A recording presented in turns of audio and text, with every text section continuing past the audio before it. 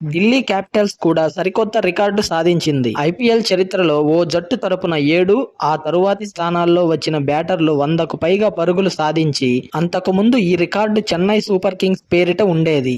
2018లో Mumbai ఇండియన్స్తో match సందర్భంగా Chennai lower order బ్యాటర్లు 79 పరుగులు చేసి జట్టును గెలిపించారు.